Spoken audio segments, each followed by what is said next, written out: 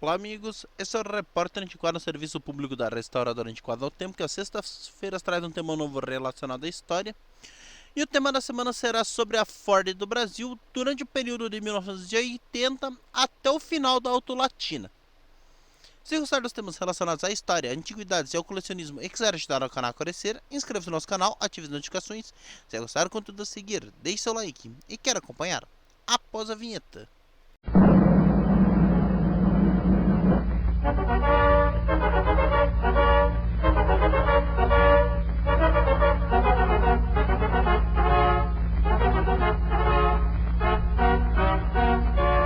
Com o Ford Del Rey sendo concebido para ocupar uma faixa de mercado que a Ford havia deixado vaga, com isso satisfazendo o comprador mais conservador com maior poder aquisitivo que ganha linhas clássicas e elegantes para o veículo, também pouco carregadas nos cromos, mas em especial na sua dianteira.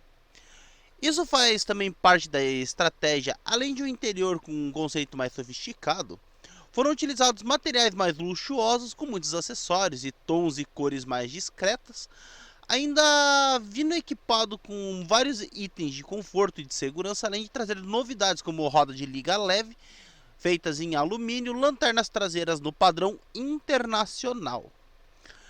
Ele também poderia trazer repetidores de seta sobre os paralamas dianteiros, vidros verdes degradê, travas elétricas, comando centralizado, vidros elétricos, retrovisores laterais com regulagem interna, luzes de leitura, travas de segurança no banco traseiro, desembaçador no vidro traseiro também, ar-condicionado, ar quente, frio, com 4 saídas, apoio para a cabeça nos bancos, cintos retráteis.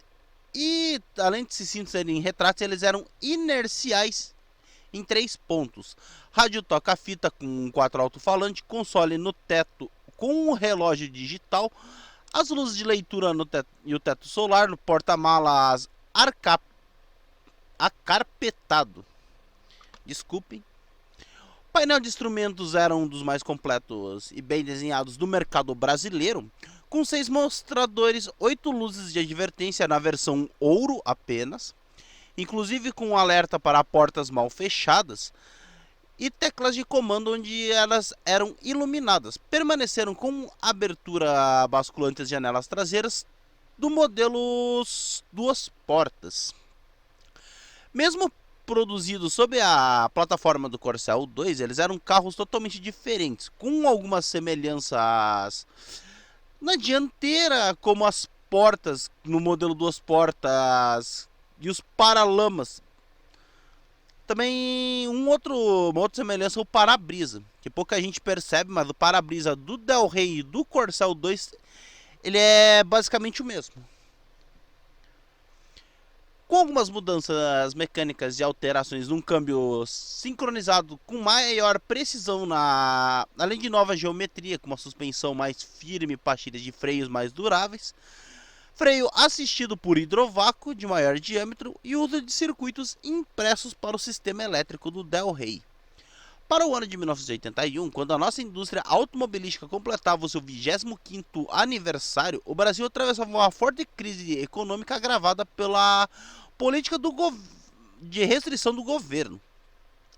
Com isso causando uma retração da indústria automobilística nacional, por esse motivo a Ford preferiu investir no Del Rey, tirando o LTD de linha.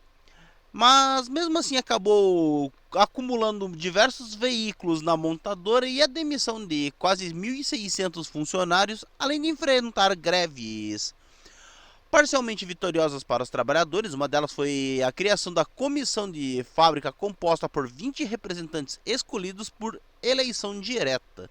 Com tudo isso, a Ford passou a atacar em outras frentes, como a bem-sucedida operação da Ford Tratores e a produção do que seria o primeiro carro mundial da montadora no Brasil, isso dando a fabricação de motores a diesel devido à deficiência da MWM e da Perkins em entregar novos motores para a montadora, além de começar a produzir autopeças na unidade de Jaboatão. O que fez com que acontecesse uma polêmica com o pessoal do Sim de Peças, que considerava ilegal a verticalização da Ford, chegando a discutir com a Suzuki a possibilidade de ter uma fábrica nacional Porém, o projeto foi suspenso por conta da General Motors fazer aquisição de parte do capital da montadora japonesa. Também passou a dedicar esforços voltados à exportação, vendendo veículos em regime CKD para a Venezuela, assim como a General Motors também fazia. Para o 12º Salão do Automóvel, a Ford traz um veículo inédito, que era uma picape derivada de um coupé, pois a primeira picape leve do Brasil já havia sido feita pela montadora italiana Fiat, que é a Fiat 147 Picape, que ela é derivada do hatch Fiat 147 lançado ao ano de 1978. A picape leve da Ford foi a Ford Pampa, lançada em 1982, e era um veículo derivado do Ford Corcel 2, porém com 3 centímetros maior, contando com uma suspensão dianteira mais reforçada, suspensão traseira sob um eixo rígido e molas semielípticas, isso na longitudinal, o que fazia com que ele pudesse ter uma capacidade de carga de até 600 kg, contando com freios traseiros com válvula equalizadora anti-travamento, filtro de ar para serviços pesados, tanque de combustível instalado entre eixos e cinto de segurança de 3 pontas, o mesmo eficiente sistema de ventilação interno do Corcel com saídas de ar nas colunas traseiras. Sua embreagem também foi reforçada, ganhando um disco dianteiro assim de maior diâmetro, na verdade. Na caixa foi adicionada a primeira marcha com reduzida. Para o Salão do Automóvel foram demonstradas outras novidades, como o Ford FB4000, que é uma espécie de micro-ônibus derivado da plataforma do Ford F4000, com motorização MWM diesel de 85 cavalos, desenvolvido em parceria com a encarroçadora Marco Polo, podendo ser ofertado nas versões executivo, turismo, escolar, urbano, podendo ter até a capacidade de 16 a 28 lugares. E o caminhão pesado F22000, que era um caminhão 6x4 com terceiro eixo acoplável, e a partir da cabine fornecida pela da Cunha, que tinha capacidade de tração de 22 toneladas.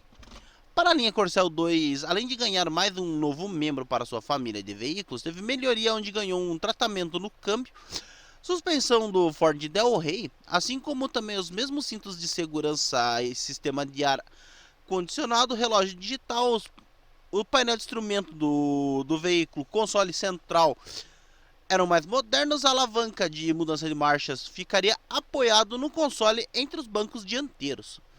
A Belina foi instalado um puxador na tampa traseira, acoplado com chave. Para a linha GT e Hobby receberam rodas esportivas e na linha comercial não teve grandes alterações, além do opcional banco individual para o motorista. E para o ano seguinte a Ford ainda introduziu a garantia de 24 meses ou 40 mil quilômetros rodados para a linha Corcel 2 e Del Rey, benefício concedido mediante pagamento adicional. Após ter sido apresentado no salão em abril de 1982, a Ford Pampa chegou ao mercado com motorização 1.6 a álcool e gasolina, com um câmbio de 4 ou 5 marchas em duas versões, na versão básica e na versão L, com opcional de ar-condicionado, com o surgimento da Pampa na família do Corcel, que ela cresce agora compondo o Ford Corcel, tanto o Ford Corcel na versão Coupé, a versão Station Wagon com a Belina e uma versão picape com a Pampa, ao qual no Corcel 2 nós não temos a versão sedã. E ainda no segmento do... assim, para o ano de 1982 a gente chega com a Pampa na versão 1.8 com motorização a álcool ou a gasolina, com câmbio de 4 ou 5 marchas, duas versões, a básica e a L, com o opcional do ar-condicionado. Com o surgimento da Pampa na família do Corcel, ela cresceu com um veículo derivado da Belina, que foi o Corcel 2 Van, que se tratava de uma Belina com as janelas traseiras vedadas e a separação da cabine e do compartimento de carga, com capacidade total de 440 kg. Ainda no segmento comercial, os caminhões leves F2000 e F4000 ganharam opcional de motorização a diesel para a fabricação própria, derivado dos motores dos tratores da montadora, com 4 cilindros em linha, injeção direta de 4.4 litros, produzindo assim 90 cavalos, além de caixa sincronizada com 5 velocidades, para a Ford F4000. Com esses lançamentos, a Ford termina o ano de 1982 como líder de venda em diversos segmentos de mercado, como carros a álcool, automóveis médios com a linha Corcel 2, picapes leves com a Ford Pampa, picapes e caminhões leves a diesel com a F1000 e com a F2000. Para o ano de 1983, nós temos algumas mudanças na linha, começando com a descontinuação do Ford Landau, sendo assim o último automóvel de concepção norte-americana produzida no Brasil. E ainda temos a modificação para o Corcel 2, onde o mesmo recebe um novo console central, apoios de cabeça acolchoados. Para a linha Del Rey, nós tivemos a transmissão automática como um opcional, além de novos bancos, aumentando assim o espaço interno. Para a linha de utilitários, o Ford Jeep, a Ford F75 e para a Ford F100 nós tivemos a oferta de motorização 2.3 a álcool, com ignição eletrônica gerando 84 cavalos. Além da atualização no complexo de produção, com uma nova unidade de tratamento anticorrosivo na pintura no município paulista de São Bernardo do Campo, para assim solucionar os problemas críticos dos automóveis, que era a destruição por ferrugem. Mais um ano de despedida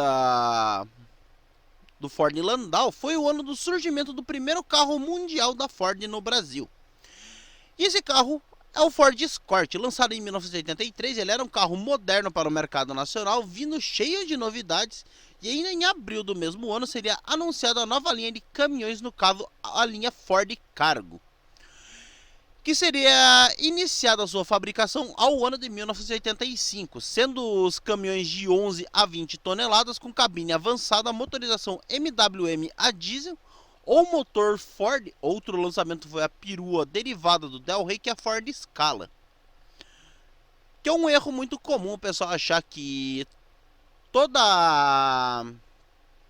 as primeiras peruas, as primeiras Belinas Del Rey, como muita gente conhece, eram Belina Del Rey. Na verdade, as primeiras eram a Ford Scala, que ainda estava na época tendo a Belina 2, baseada no Ford Corcel 2, e nós teríamos a Ford Scala, que basicamente era uma Belina 2 com a frente e os acabamentos do Del Rey, contando com bagageiro no teto, tampa sobre o compartimento de bagagem, além de grandes lanternas traseiras que avançam sobre a tampa do porta-malas.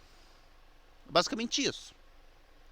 O Ford Escort, que era uma novidade no território nacional, porém na Europa ele já não era um carro tão novo assim, pois ele já era fabricado pela Ford desde o ano de 1968, porém a versão MK3 foi a primeira lançada no Brasil ao ano de 1983.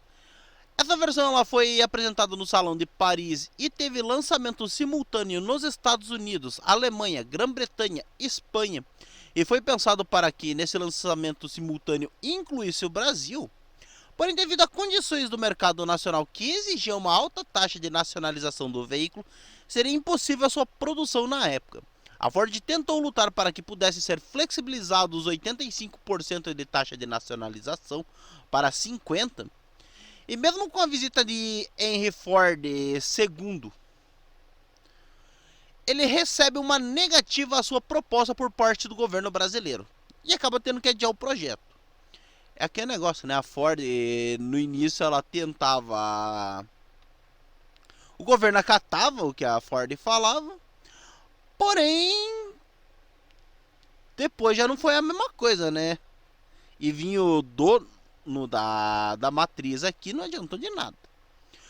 Porém, com a descoberta da Ford de que a General Motors pensava lançar seu carro mundial no Brasil, no caso o Chevrolet Monza, em maio do ano de 1981, eles começaram a adquirir os equipamentos para a linha de montagem do Escort, mas a General Motors sai na frente lançando o Monza em 1982, obrigando a Ford a reconsiderar e lançar o Escort ao ano de 1983.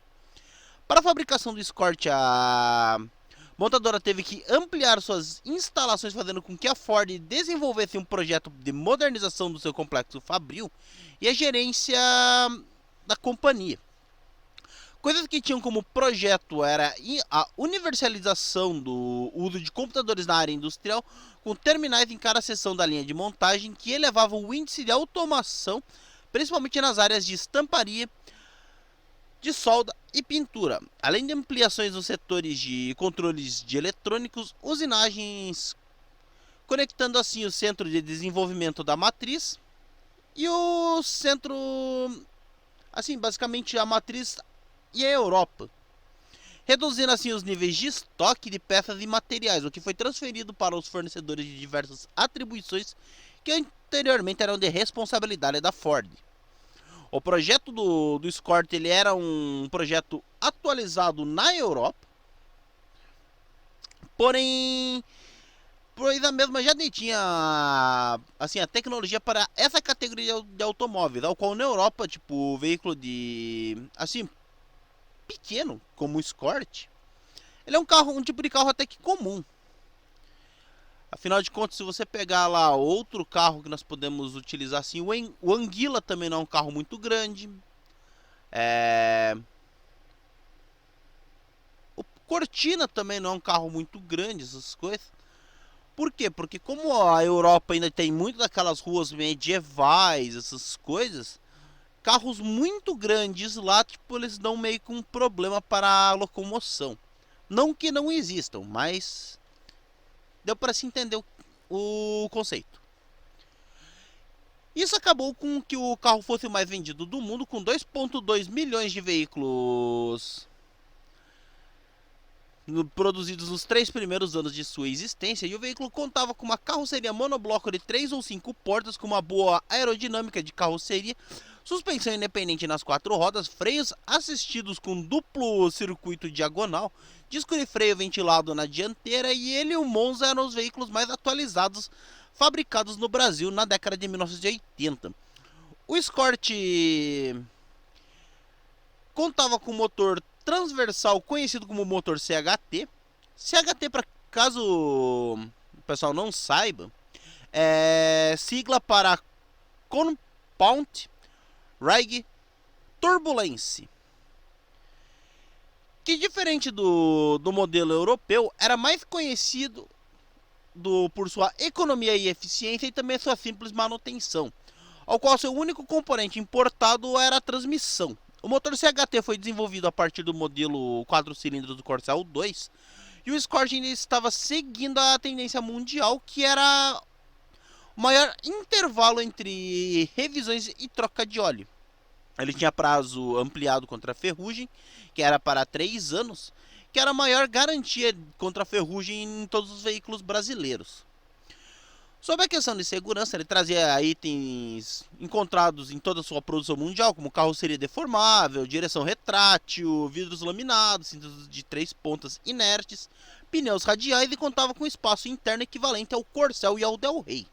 Ainda vinha com console central com porta-objetos, painel completo, travas elétricas nas portas e também no porta-malas, bancos reclináveis, motorização 1.3 E-Max, 1.6 básico e 1.6 HP nas configurações álcool e gasolina, com câmbio de 4 ou 5 marchas nas versões básica, L, GL, Guia e XR3, podendo vir com os opcionais ar-condicionado e teto solar, sendo considerado o carro do ano em 1984 pela revista 4 Rodas.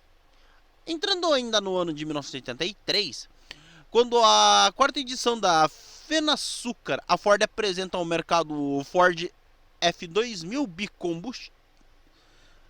bicombustível, que era basicamente um motor MWM de 6 cilindros com 2 bombas injetoras para álcool e uma polia rotativa que acionava uma corrente dentada para o diesel, que era o combustível principal para a inflamação do álcool.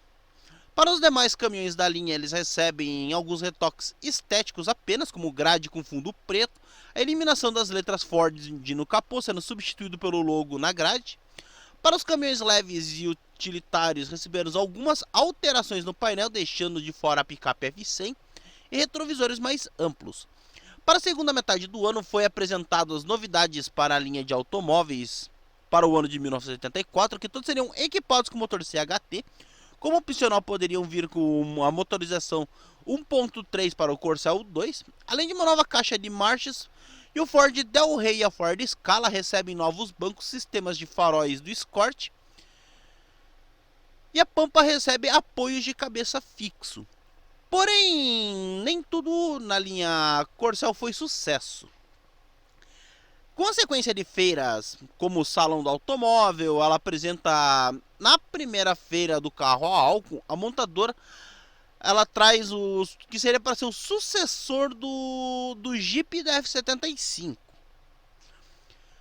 Para isso surge a picape Ford Pampa 4x4, contando com uma grade plástica com para-choque dianteiro pintado na cor preta com garras de borracha para aliviar o peso, na verdade. Que era um peso extra causado pela adição dos componentes mecânicos, com sua capacidade de carga sendo reduzida, vindo equipado com motor CHT 1.6 e ignição eletrônica, podendo vir a álcool ou a gasolina, com câmbio de 4 marchas com a primeira reduzida. Caixa de transferência acoplada diretamente no câmbio, onde o engate da tração traseira podia ser feito com o veículo parado, cardan bipartido, eixo rígido na traseira, diferencial de roda livre, 2 tanques de combustível na versão a álcool, protetor de cárter, pneus radiais fora de estrada e foi eliminada a embreagem eletromagnética do ventilador. Para a quarta Brasil Transpo foi mostrado os protótipos da linha Cargo, ao qual já haviam sido anunciados meses antes, cujo lançamento estava programado para o ano de 1985, anunciando que estariam trazendo o caminhão mundial da Ford. E eles estavam entre os mais atualizados dos veículos de carga do mundo, sendo considerado o caminhão do ano na Europa ao ano de 1982, e tais veículos seriam fabricados no Brasil. Segundo a Ford, eles teriam as cabines do modelo europeu, chassis norte-americano e os motores a diesel da própria Ford, sendo produzidos na unidade do Ipiranga. Ao qual começaria a ser modernizada. E para a feira foi demonstrado os protótipos Cargo C1114 e C1314, com terceiro eixo acoplado. Quando chega de fato o Salão do Automóvel em setembro do ano de 1984, foram apresentados mais novidades para a linha Corcel 2 e Del Rey, que ganharam spoiler dianteiro, além de um novo conjunto de grade com conjuntos óticos melhorados. O motor CHT álcool ele passa a desenvolver 72 cavalos e os novos reajustes de suspensão com caixas de relé fusíveis transferidos para o cofre do motor, e o Corcel perderia a nomenclatura 2. Nessa época, algumas mudanças estéticas, como as lanternas do Corcel com listas pretas e a do Del Rey que eram lisas, e um novo painel e volante para o Del Rey, que ganhou grandes borrachas de proteção laterais e revestimento no teto de material moldado, com apoio de cabeças e braços para os bancos traseiros. E a picape Pampa 4x2 recebe a grade da versão 4x4. O Escort XR3 ele foi um grande sucesso de vendas e recebeu pequenos retoques estéticos, como filetes decorativos na linha da cintura, calotas brancas em nylon, para-choque parcialmente pintado na cor do carro, além de ganhar uma versão conversível com quebra-ventos, reforços na lateral da plataforma, capota tipo targa ou articulada com vidro traseiro com desembaçador e transformado pela Carmanguia. Outro lançamento foi a Belina 4x4, que tinha a mesma mecânica da Pampa 4x4 com diferenças estéticas e um eixo traseiro que foi adicionado braços e molas helicoidais e a barra estabilizadora transversal. A diferença dela para o modelo convencional era a distância do solo, cubos de roda livre e de um bagageiro no teto. Porém, isso foi muito frustrante no Salão do Automóvel, onde era esperado que fosse apresentado o Ford Jump, que era uma espécie de Jeep misturado com a Ford Pampa, que já teria saído um protótipo, que seria basicamente uma Pampa encurtada, que seria o substituto do antigo Jeep, que já havia sido anunciado com os protótipos, que também foram fotografados e passaram por testes, mas nunca entrou no mercado, pois, segundo a Ford, o mercado não incentivou sua produção. Não incentivou, ou foi a matriz que não quis investir no projeto, como era o costume, né?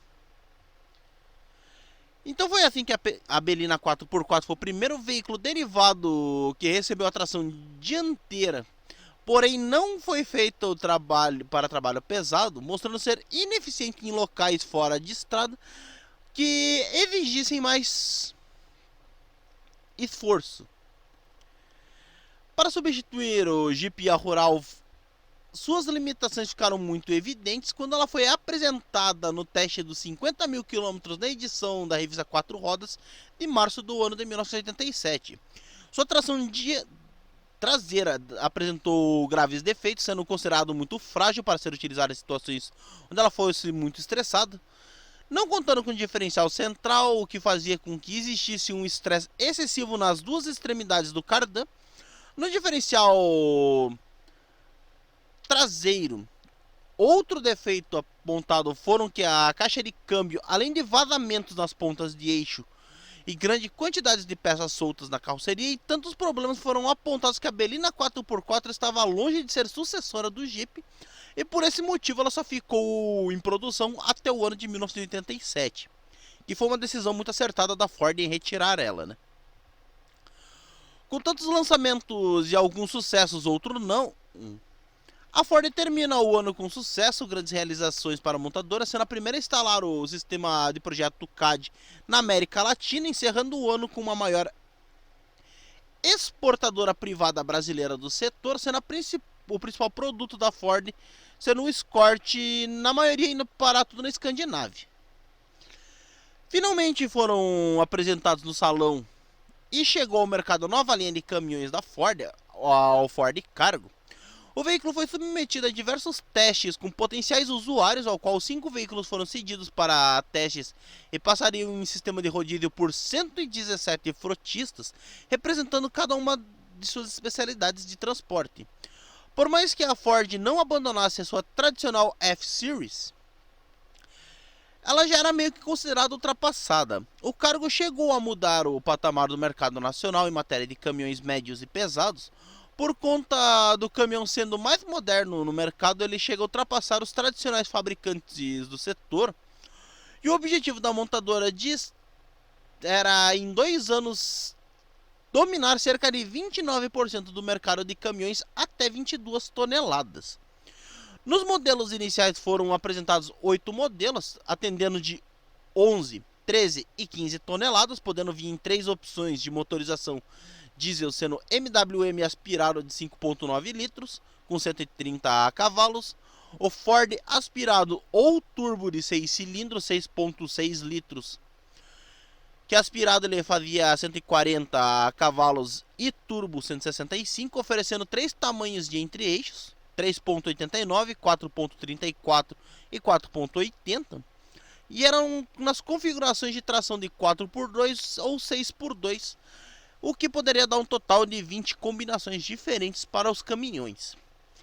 A linha Cargo contava com um câmbio de 5 marchas com dupla redução no eixo traseiro, freios pneumáticos de duplo circuito, podendo ser disco na dianteira, e na linha de 11 toneladas a direção hidráulica. Como opcionais poderia vir equipado com freio motor, vidros verdes, banco tipo leito, banco do motorista, com amortecimento de impacto, rádio, defletores de ar e também defletores sobre o para-choque. No final do ano de 1975, foi lançado o modelo 2217 para 22 toneladas, com a Ford equipando ele com motor Ford de 6.6 litros, que originalmente era um projeto inglês de origem agrícola. E a Ford amplia sua fábrica de motores a diesel, podendo produzir 90 mil unidades anuais. E o modelo de cabine avançada basculante com uma enorme quantidade de componentes plásticos, tais quais grade para lama, que contavam um para-brisa laminado, cinto de segurança de 3 pontos, retrátil, bancos individuais ajustáveis, um painel mais completo e também extremamente moderno, e o sistema de ventilação interna com uma grande vista dianteira, o que permitia um fácil acesso na manutenção, além de ser o primeiro caminhão brasileiro com proteção contra ferrugem. Em junho do mesmo ano foi lançado o novo modelo de picape, que era a versão a álcool da Ford F1000 com capacidade de carga para 1 tonelada, motor 6 cilindros de 111 cavalos fabricados na Argentina, além de vir equipada com direção hidráulica, pneus radiais, eixo antiderrapante, bancos individuais, vidros verdes, calotas plásticas, uma faixa decorativa em 3 tons na lateral. Pouco tempo depois foi estendido um câmbio de 5 marchas como item de série para a Pampa. Corcel e Del Rey, como opcional, poderiam ter direção hidráulica progressiva para a linha F. Foi modificado o motor da F4000, gerando agora 93 cavalos, e o Ford Escort de 5 portas ele sai de linha. A matriz atrapalha novamente um pouco a filial brasileira, fazendo com que a mesma se retraísse em 1986, pois em abril do ano de 1985 o presidente da filial brasileira foi deslocado para novas funções e seu estilo dinâmico e agressivo, voltado a constantes lançamentos, foi trocado por uma postura mais rígida e a política mais conservadora, e chegou a ser comentado que a matriz estaria dificultando a aprovação do programa de investimentos para o ano de 1986, o que foi realmente confirmado pela matriz, onde ela ameaçadoramente declarou que 2 motivos para qual a Ford não tinha projetos de investimento no Brasil: o primeiro era a inflação e o segundo era o controle de preços. Na verdade, todo mundo sabe que isso era só conversa para boi dormir, né? Porque até um pouco tempo antes os caras estavam se vangloriando de terem levado não sei quantos milhões aqui do Brasil. Mas, né, a gente finge que acredita, né? Essa postura da matriz se mostraria equivocada e quase fatal a médio prazo, pois ao ano de 1987 a marca perdeu o posto entre as maiores do Brasil, sendo esmagada pela recém-chegada italiana Fiat. Para agravar ainda mais, a sua participação na produção despencou vertiginosamente.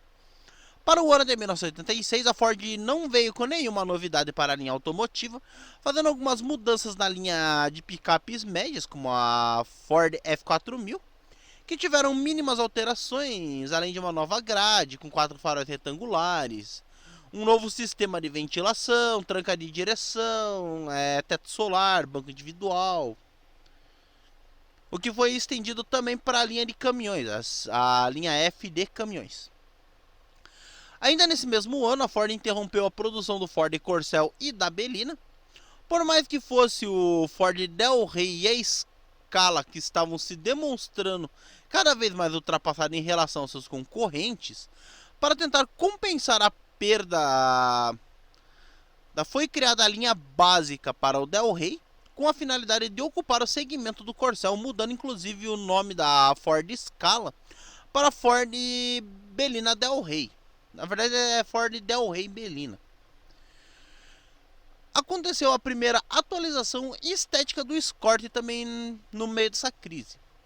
Chegando com a nova linha do Ford Escort, trazia novos para-choques feitos em plástico, que foi bom por ornar com a grade simplificada, além de um novo conjunto de faróis, capôs e lanternas com uma tampa do porta-malas mais baixa, um pequeno aerofólio integrado na tampa que foi mantido como um aerofólio complementar na linha Escort XR3. Recebeu também um novo e mais moderno painel de comandos, novos amortecedores a gás com suspensão recalibrada, e na parte da motorização foi um motor CHT mais leve, ganhando assim economia de combustível. Para o ano de 1986 não trouxe apenas novos veículos, e sim o nascimento de uma cooperação entre as duas grandes montadoras, no caso a Ford e a Volkswagen, que resolveram criar a Auto Latina com a finalização de reduzir os custos de produção tanto no Brasil quanto na Argentina. Esse acordo tinha como objetivo assegurar a permanente atualização tecnológica, além de uma maior eficiência operacional e a melhor utilização da capacidade de produção das unidades da Volkswagen e da Ford, passando assim a assumir o nome Auto Latina. Seria formalmente fundada ao dia 1º do mês de junho do ano de 1986, com 51% do controle da Volkswagen do Brasil e 49% da Ford do Brasil. o que passaria a operar de forma articulada as equipes de engenharia de produto, atendendo assim os planejamentos e estratégias únicas sendo mantidas, individualidade na equipe de marketing, na equipe de venda e na rede de revendas e assistência técnica.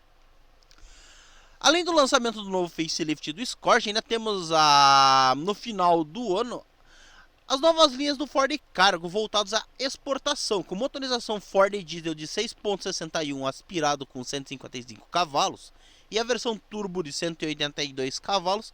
Esses veículos contavam com uma nova câmara de combustão, além de alta turbulência, trocados novos cabeçotes, pistões, válvulas, coletores, alterando assim o sistema de injeção, filtros de ar que passaram a ser montados em posição mais elevada por detrás da cabine. Por conta de tais modificações, os caminhões tiveram a sua nomenclatura alterada, porém os modelos C1113 e C1313 MWM não foram alterados. Os modelos da linha Cargo passaram a ter uma taxa de nacionalização muito elevada. Para a tradicional F-Series, o Ford F13000 recebe o elemento do Ford Cargo, aumentando assim a sua capacidade de carga em 600 kg, relançando assim como o Ford F14000. Ainda nesse ano nós temos a versão luxo da Ford Pampa, que seria a Pampa Guia, com tração 4x2 com acabamento luxuoso, dianteira do Corcel. E em março de 1986 a Ford chega à linha marcando assim 250 mil unidades do Ford Del Rey produzidos no Brasil. A linha 1988 chegou com novidade de restritas, ao qual o XR3 ganhou uma maior autonomia graças a um tanque de combustível adicional montado em plástico. Ele teve uma caixa de marchas aperfeiçoada, eliminando o problema crítico da imprecisão do engate, e todas as versões do Escort receberam um novo carburador. A versão L, por sua vez, perdeu vários itens de série, dentre eles o retrovisor direto, limpador de vidro traseiro, que passaram a ser opcionais. A capacidade de carga da picape F1000 aumentou em algumas dezenas de quilos, mais ou menos 36 para a versão diesel e 85 na versão a álcool, em consequência de um reforço na suspensão. As lanternas traseiras receberam lentes em 3 cores, atendendo assim a nova normalização do Contran. Em abril do mesmo ano ainda foram lançadas as novas versões do Ford Cargo, no caso o C1618T, com caixa de 6 marchas sincronizadas com capacidade de tração aumentada para 30 toneladas. O C2218 com a versão trucada do 1618, que é o primeiro modelo com terceiro eixo de linha e com 22 toneladas de PBT, 16 de capacidade de carga. E a Ford teve uma participação discretíssima no 15º Salão do Automóvel, com a única novidade sendo a capota do acionamento elétrico do XR3 conversível. Para o mês de junho do ano de 1989, apareceu o primeiro fruto da união entre as marcas, que é a adoção do motor Volkswagen AP1800 no Escort Guia, o que passou a ter 92 cavalos, e no XR3 conversível, que eles receberam uma versão mais potente com 105 cavalos, e com isso os carros ganham entre 17 e 19 cavalos com relação ao modelo antiquado motor CHT, Ao mesmo tempo que o CHT continuava para as demais versões do Escort, chegando assim a equipar os modelos mais baratos também da Volkswagen, com alguns ajustes mecânicos que foram necessários para acomodar o novo motor, e foi adotada uma caixa de 5 marchas, mais uma vez revista a suspensão, que voltou a ficar mais firme. E na parte estética, as únicas alterações perceptíveis só aconteceram no XR3, ao qual ele ganha novas rodas, ele ganha largadores plásticos tanto na soleira das portas quanto no arco das rodas, lentes incolores nas lanternas dianteiras, luzes de ré posicionadas na vertical no centro da lanterna traseira, O motor AP de 1800 de 92 cavalos, a caixa alemã que foram aplicados no Ford Del Rey, e também ganhou amortecedores a gás com suspensão reajustada, rodas de liga.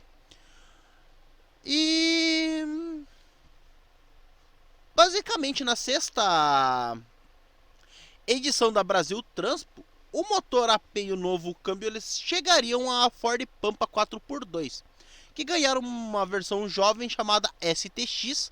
Para o 4x4 permaneceu o CHT com a caixa antiga, mostrando assim que tipo, eles já não estavam muito interessados em manter a Pampa 4x4, assim como eles fizeram com a Belina.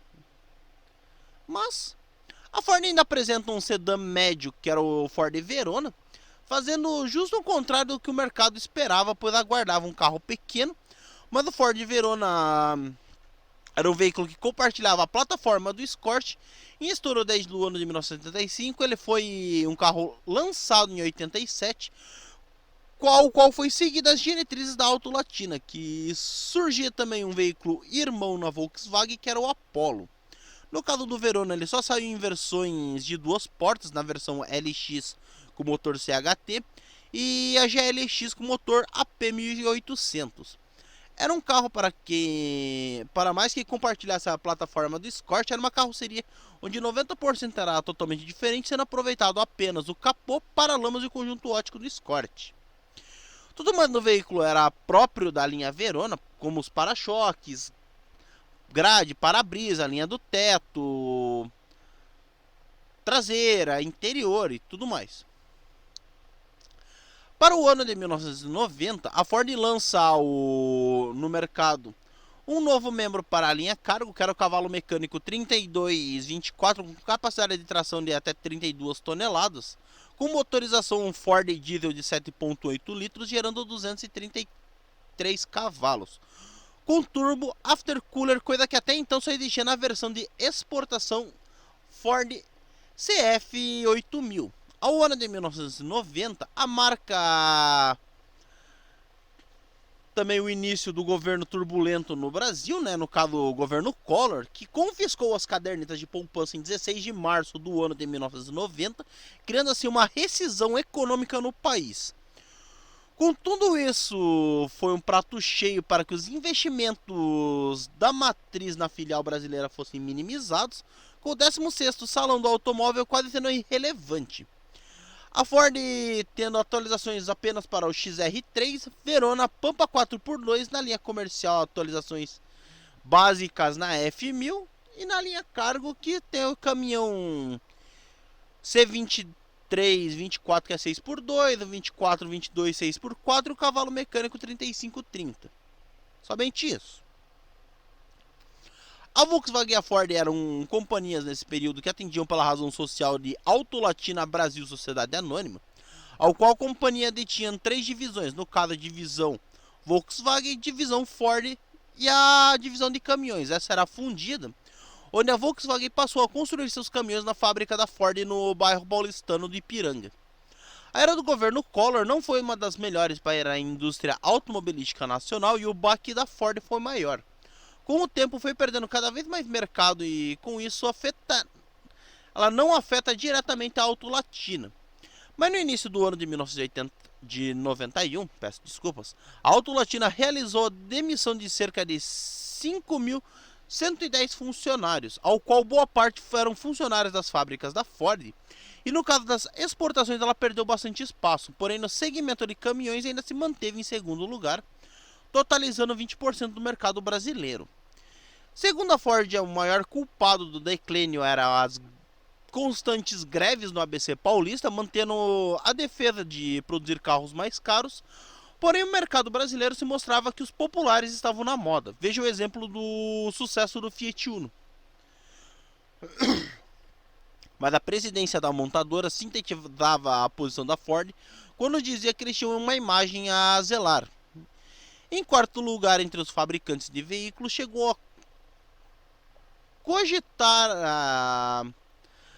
a correr em si a informação de que eles cogitavam sair do Brasil. Porém, a Ford foi rápido desmentir a informação. uma coisa que a gente vê aqui, que a Ford fala, tipo, a gente é uma imagem a zelar. Mas imagem não vem de carro, né? Às vezes é melhor você seguir um pouco, ter um veículo para seguir a tendência normal e continuar nos outros. Afinal de contas, você tipo ficar sempre naquela imagem não vende, né? A única imagem que vende é no filme. Mas com o tempo se mostraria que a ausência da faixa de carro pequeno foi a principal razão da queda da Ford, e a montadora só se conseguiria recuperar o seu mercado anos depois com o lançamento do Ford Ka. Isso mostra com que um conjunto de decisões horríveis tomadas pela matriz terminou muito ruim para a filial brasileira. Desde o ano de 1973, durante a primeira crise do petróleo, falava-se de um mini Ford brasileiro, e o protótipo chegou a ser analisado no Brasil, mas acabou por perder a prioridade com o lançamento do Ford Fiesta na Europa. Isso ao ano de 1976. Esse passou a ser o produto cogitado pela Ford e também foi abandonado ao ano de 1980 ao ser escolhido o Escort como o próximo médio pequeno brasileiro. Dada a opção declarada da companhia em operar nas faixas mais altas do mercado, ficando sujeito à flutuação e disponibilidade de crédito do seu consumidor. O Ford Fiesta e o Ford Escort não eram produtos excludentes, mas complementares. O abandono do projeto do carro pequeno foi um erro ao qual a Ford aparentemente ainda não se arrependia, mas ao ano de 1991, tanto ao comentar o seu próximo lançamento, um carro de luxo, a empresa analisava o forte da Ford no Brasil, que sempre foram o segmento C, e também o segmento intermediário, que leva a insistir numa fórmula que deu certo, e essa teimosia irritava a rede de revenda da marca, que através de sua associação chegou ao ponto de patrocinar a preparação de um Escort com motor de 1 litro para provar à Ford que a alternativa era viável e vendável. A iniciativa foi ignorada completamente pela companhia. Você tem a rede de revendedores que te dá a faca e o queijo na mão. Você pega a faca, joga na pia para lavar e joga o queijo no lixo. E depois não querem estar ferrados no mercado, mas tudo bem. Parecia sem fundo, porém a caixa já de más surpresas da Ford para aquele ano acontece quando em junho do mesmo ano Del Rey e a Scala deixavam de ser fabricados. E com isso a marca perdia a sua única caminhonete que, apesar de menor procura, ainda era pelo menos uma das mais vendidas do Brasil. Dias depois, a companhia anuncia em caráter oficial e irrevogável o fechamento no início do ano seguinte da fábrica de motores a diesel de São Bernardo do Campo e a demissão de mais 900 funcionários. Apesar dessa fornecedora de motor titular ser sua bem-sucedida na linha de caminhões, a companhia não hesitou em fechá-la, alegando que seu principal mercado eram os Estados Unidos, que seriam altos demais para os investimentos para atualizar tecnologicamente os engenhos a fim de atender à legislação ambiental daquele país.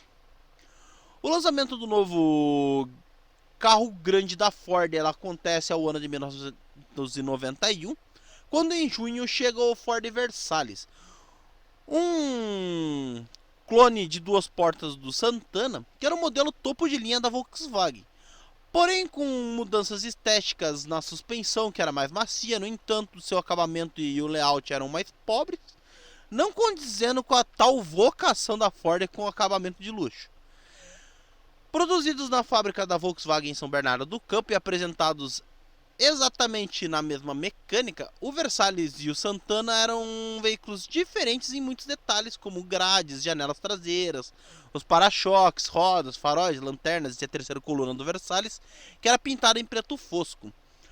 Entre as lanternas traseiras foram afixada uma barra reflexiva vermelha, e sua mala era mais alta e tinham linhas mais retas, gerando assim um bagageiro de 19 litros a mais do que o bagageiro do Santana, com um painel que mudou de formato, iluminação e a posição dos controles e os comandos mantendo os mesmos mostradores.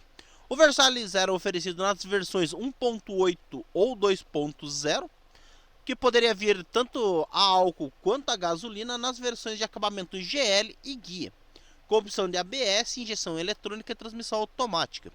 Além do Versalhes, pouco de novo veio acontecer com a Ford para o ano de 91, ano que o Escort atingiu 500.000 de unidades fabricadas e o Verona LX recebeu a opção de motor AP1800. Para o Escort XR3 foi criada uma série especial que era o Fórmula. Esse tem um total de 750 unidades produzidas, com assistência eletrônica de suspensão, capaz de regular automaticamente sua rigidez, e a função de solicitações de piso de rodagem. Para a picape Ford F1000, por fim, um tanque de combustível de plástico de maior capacidade. E na 7ª edição da Brasil Transpo, em novembro de 91, foram apresentados a Pampa com estilo dianteiro do Del Rey e o Versalhes de 4 portas, sem alterações mecânicas com relação ao modelo de 2 portas. E na mesma feira ainda foram mostrados os primeiros caminhões cargos com motor Cummins de 8.3 litros, em substituição aos motores diesel da Ford para alguns modelos do Ford Cargo, que passou a ser oferecida também suspensão pneumática traseira Hendrickson. No final do ano, toda a linha de automóveis, mais a picape Pampa 4x2, recebe o catalisador no sistema de exaustão.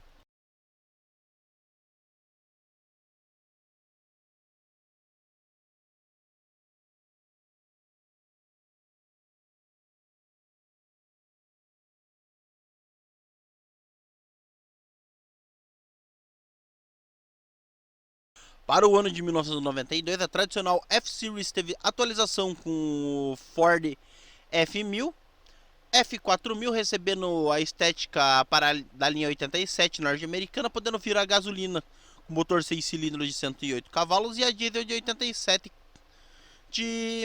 e 112 cavalos de potência. Também isso contava devido a algumas modificações mecânicas. Os caminhões médios receberam a mesma cabine dos leves, recebendo o novo e mais moderno painel, porém capô, grade, paralama substituído por uma peça única de plástico reforçado com fibra de vidro, basculante para frente, e segundo o projeto desenvolvido no Brasil. O motor diesel 5.9 litros ganhou 3 cavalos, onde sua potência aumenta para 137 cavalos. Tendo mudado alguns periféricos, a suspensão foi revista, ganhou uma nova caixa de marcha e um chassi com longarinas retas. Também era tudo mais novo quando o caminhão da linha Cargo, ao final do ano, os motores diesel já haviam sido substituídos por motores Cummins de 5.8 e 8.3 litros em toda a linha, e naquela altura a gama compreendia 9 modelos entre 12 e 35 toneladas de PBT. Esses veículos poderiam ter de 160 a 291 cavalos de potência e eram 5 modelos. No caso, um 4x2, um 6x2, um 6x4 e 2 cavalos mecânicos. E ainda nesse ano a Ford atinge a marca de 700.000 caminhões vendidos no Brasil. Logo após a renovação dos comerciais médios e assim a parceria com a Volkswagen Caminhões, em outubro, na Expo Bus de 1992, a Ford apresenta o primeiro chassi de ônibus na sua história, lançando 6 meses depois a designação B1618. Se tratava de um veículo perfeitamente convencional, com motor dianteiro, caixa manual de 6 velocidades, suspensão com molas semi-elípticas, freios pneumáticos a tambor. A direção era hidráulica, o sistema de arrefecimento do motor era em circuito selado. O chassi ele era equipado com motorização MWM de 6 cilindros de 6.5 litros, gerando 184 cavalos, ao qual poderia ter um painel de instrumento completo, capô do motor e o isolamento termoacústico, que a Ford jamais teve presença significativa no mercado brasileiro de ônibus. Isso é meio controverso, né? Porque no início foi ela que ajudou a constituir esse mercado. É só voltar lá no primeiro vídeo lá, que vocês vão ver que a Ford e a General Motors ajudaram a começar digamos, o mercado de transporte de passageiros.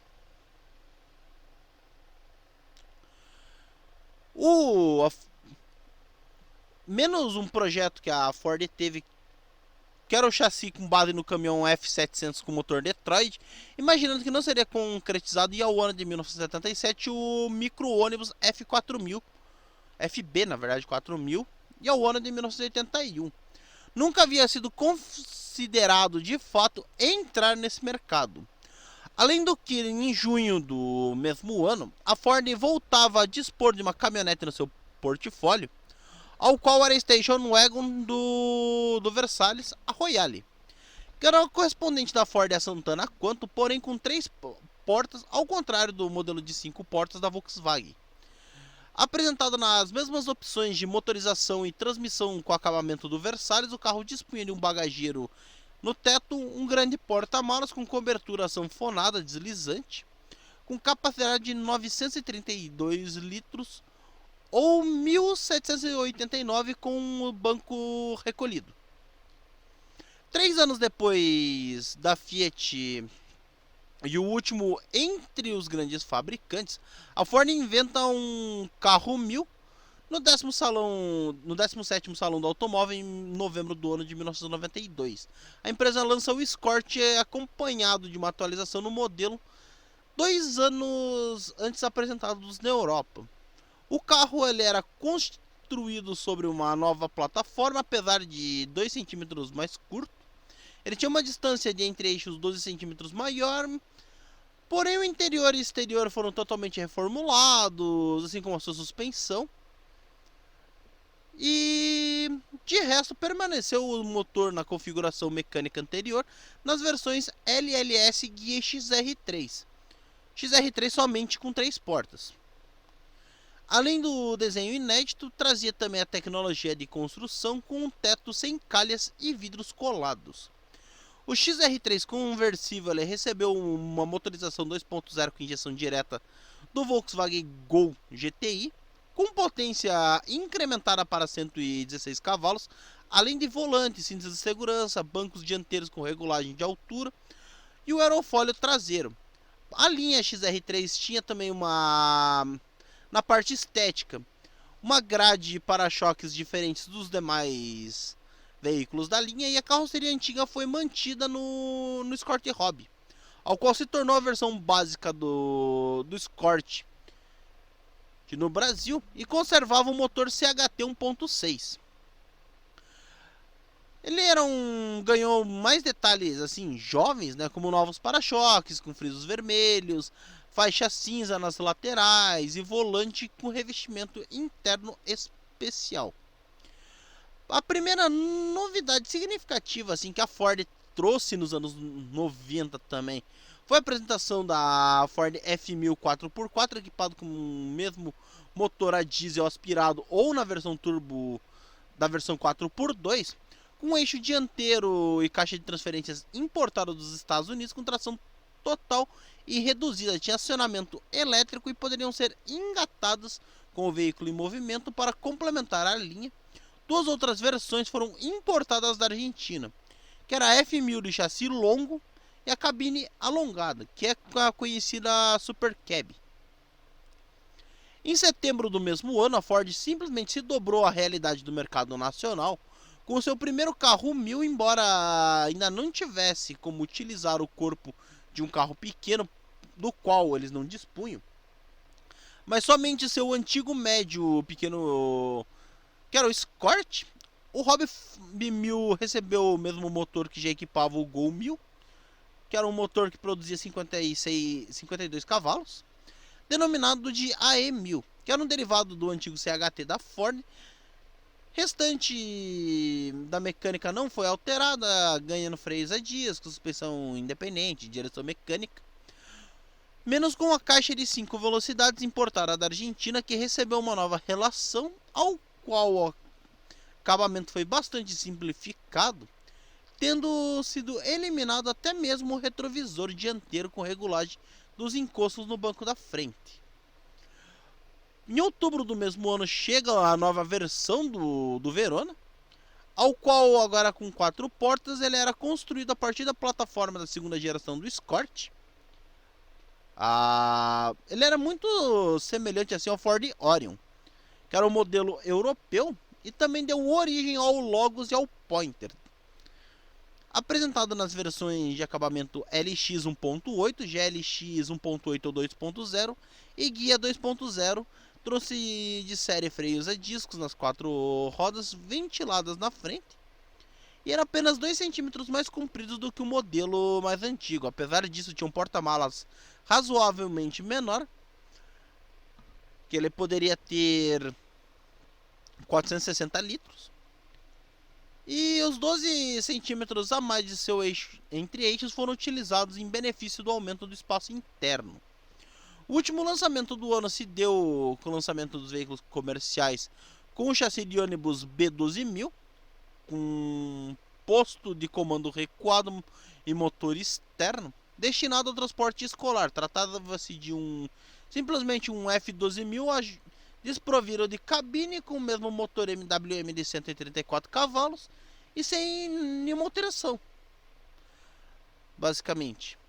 Ele foi apresentado na carroceria Caio Mobile e a Ford também sugeria seu uso em transporte rural, também em transporte de tropas ou até mesmo um city tour. Além de vários itens de luxo e conforto, por exemplo, como CD player, né, que hoje não é mais item de luxo, né? A linha de automóveis não trouxe nada nenhuma novidade para o ano de 94, apenas em maio a injeção eletrônica nos motores a álcool do Versalhes, e na realidade daquele ano, o segmento de veículos de passageiro, a Ford priorizou a introdução de novos modelos importados no mercado, além de diferentes origens e categorias. A operação iniciada meses antes com o novo veículo Ford Explorer.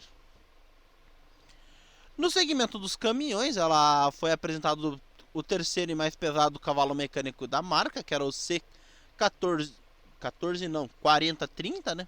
Que era derivado do 3530, porém ele é só lançado um ano depois. Nesse campo, aliás, ele de ter o cargo com um produto atualizado, a empresa não conseguiu aumentar sua fatia no mercado, se limitando apenas a 797 unidades vendidas em 93. Analisando sua situação, as maiores insuficiências, na verdade, foram localizadas na rede autorizada, além de compradores cada vez mais exigentes e especializados.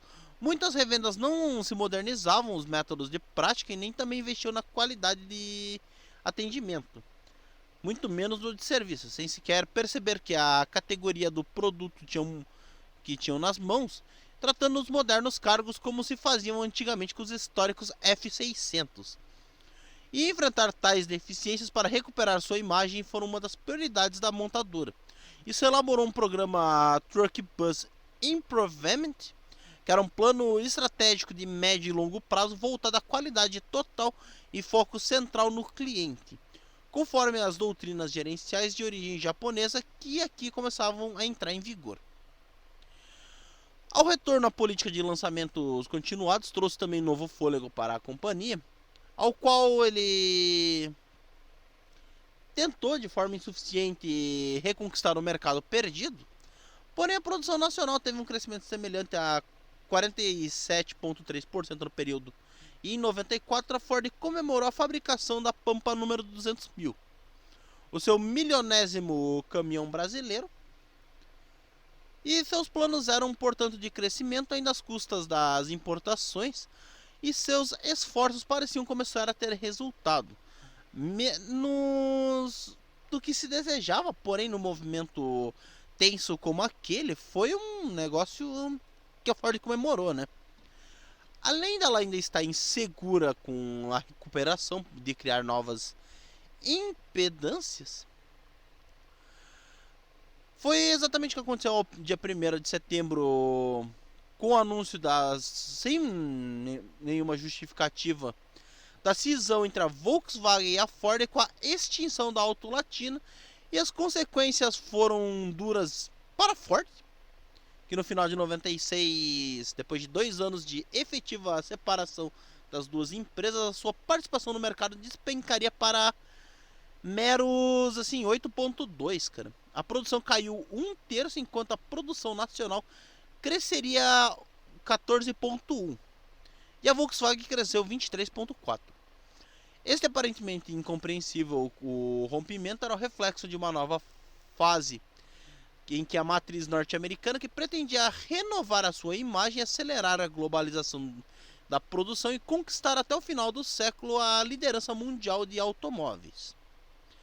Foi quando a Ford iniciou para o ano de 95 com o novo presidente, que já era o segundo brasileiro na história da companhia, e a nova organização interna com novos veículos e caminhões compartilhando estruturas de projeto e de fabricação, valendo para os serviços comerciais separados agora num formato de centro de carros, subdivididos em nacionais e importados com o centro de caminhões, e imediatamente passou a se discutir novos métodos gerenciais de produção para serem implantados ao curto prazo. Porém, prevendo a terceirização de serviços, ao mesmo tempo buscou a redução do número de fornecedores em seu maior envolvimento e no processo de montagem, com o objetivo de reduzir o estoque de peças e de matéria-prima, liberando espaço para implementar o sistema Just-in-Time, que em última instância era para reduzir custos e aumentar a qualidade. Numa tentativa de tentar recuperar o tempo perdido, ela lança o Ford Fiesta 1.3, começando a rever o estilo de seus carros, dotando o Versalles e a Royale numa grande oval, o que eles eram um prosaico clone do logotipo da marca, ao qual era adotada uma nova fase de corporação. Os carros traziam uma última coluna pintada na cor da carroceria, não era mais em preto fosco, as lanternas traseiras ganhavam novos formatos, com lentes fumê, volante de 4 raios, tampa no porta-malas do Versalles foi modificada, perdendo superfície de assim a faixa reflexiva.